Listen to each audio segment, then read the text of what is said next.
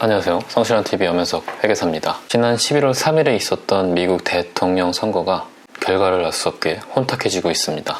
정말 끝날 때까지 끝난 게 아닌 그런 상황이 됐습니다. 미국 대통령이 주는 중량감은 단순히 한 나라의 대통령은 아닐 것입니다. 전 세계에 큰 영향력을 발휘하는 사람을 뽑는 선거에서 선거 부정 의혹이 계속 나오고 있습니다. 선거 후반까지도 앞서갔던 트럼프가 새벽에 우편 투표가 개표되자 바이든 표가 급증하면서 미시간주와 위스콘신주에서 이상한 흐름의 그래프를 볼 수 있게 됩니다. 보시는 바와 같이 바이든 표는 수직으로 증가하지만 트럼프 표는 한동안 멈춰 있습니다. 이런 중력을 거스르는 바이든의 투표 상황을 풍자한 그림입니다. 트럼프는 이미 2020년 대선에서 우편 투표에 부정이 있을 거라고 경고했습니다. 12년 전에 죽은 고양이에게 유권자 등록 신청서가 발송되는가 하면 1850년대에 태어난 사람이 투표를 했으며 1984년도에 이미 죽은 사람도 투표를 했습니다. 펜실베니아주는 무려 2만 1000명의 죽은 사람들이 투표를 했다는 주장까지 나오고 있습니다. 이에 트럼프는 부정선거와 끝까지 싸울 것을 발표했습니다. 트럼프는 이미 2018년도 시사라는 사이버 보안기관을 설치했고 우편 투표용지에 워터마크를 숨겨놓는 등 부정선거에 대비한 것으로 보입니다. 우리나라 언론은 이미 트럼프는 패배했고 그 패배를 인정하지 않고 있으며 공화당 내에서도 균열이 나고 있는 것처럼 계속 기사가 나오고 있습니다. 하지만 공화당 원내대표인 매코넬은 자신의 트위터에서 다음과 같이 밝혔습니다. 모든 합법적 투표가 집계돼야 합니다. 불법적으로 제출된 투표용지는 절대 안 됩니다. 모든 면에서 과정을 관찰해야 합니다. 그리고 법원은 법을 적용하고 분쟁을 해결하기 위해 여기 있습니다. 제가 하고 싶은 말을 정말 대신 해주신 것 같습니다. 지금은 누구의 승리가 중요한 게 아닙니다. 선거에 불법이 있었는지 없었는지 모든 과정을 관찰하고 법원에서 이런 분쟁을 해결해줘야 된다고 생각합니다. 반면 우리나라는 어떤가요?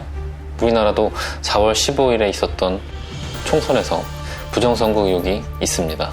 파주 진동면과 혈안군 금북면은 인구수보다 투표자 수가 더 많습니다. 투표율이 100%가 넘는 겁니다. 부천시 신중동은 사전투표를 무려 18,210명이나 했습니다. 이 사전투표장의 규모로 봤을 때 한 명당 투표를 4에서 5초 사이에 해야 하는 그런 숫자입니다. 제가 말씀드린 이것 말고도 수많은 의혹이 있지만 이런 분쟁을 해결해야 할 대법원은 아직도 재검표를 하지 않고 있습니다. 당사자인 야당 국회의원들도 침묵을 하고 있습니다. 자기 반성을 한다며 부정선거 운운하면 치졸한 사람으로 몰아가고 있습니다. 민주주의의 꽃이라고 할 수 있는 이 선거권을 왕과 귀족으로부터 우리가 획득한 역사는 순탄치가 않았습니다. 프랑스 혁명으로부터 시작해서 수많은 사람들이 피를 흘려 꽃을 피운 겁니다. 처음에는 여성은 투표할 수 없었고 흑인들도 1966년이 돼서야 선거권을 인정받았습니다. 이렇게 아름답게 자란 꽃이 누군가에게 훔쳐지고 있습니다. 이런 의혹을 털고 가지 않으면 다음 선거는 뭐하러 하며 북한처럼 모두 찬성표에 투표하는 게 나을지도 모르겠습니다. 이 선거 시스템은 무결하거나 무결하지 않거나 둘 중 하나입니다. 적당히가 있을 수가 없습니다. 단 한 표라도 부정행위를 차단하지 못하는 선거 시스템이라면 그 선거는 무효입니다. 앞으로 미국 대선은 이렇게 진행될 것 같습니다. 지금 11월 3일에 했던 선거는 선거인단을 뽑는 그런 투표였습니다. 미국은 선거인단을 통해서 대통령을 뽑는 간접선거 방식을 취하고 있는데요. 지금 우리나라 언론에서는 바이든 이겼다라고 나오고 있지만 선거인단을 아직 구성하지 못하고 있기 때문에 12월 8일까지 선거인단을 구성하지 못하면 각 주의 의회에서 이 선거인단을 구성한다고 합니다.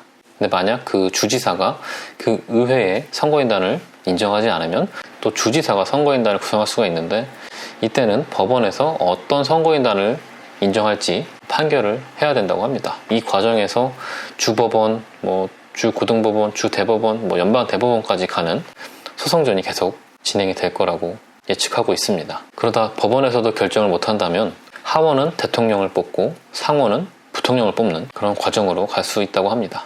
지금 주의회는 공화당이 다수이기 때문에 트럼프에 유리한 상황이고 연방대법원도 공화당 측 성향을 갖고 있는 분들이 많아서 소송전으로 가면 트럼프가 결국에는 대선하지 않을까라는 예측도 있습니다. 지금은 누가 승리하느냐가 중요한 게 아니라 이 선거에 부정이 있었느냐 없었느냐를 밝히는 게 더 중요한 거라고 생각이 듭니다. 미국이 이 문제를 어떻게 풀어나갈지를 지켜보면서 우리 4.15 총선 부정선거 재판에도 어떤 영향이 있을지 한번 지켜봐야 될 것 같습니다. 오늘 영상은 여기까지고요. 저는 또 다음 영상에서 뵙도록 하겠습니다.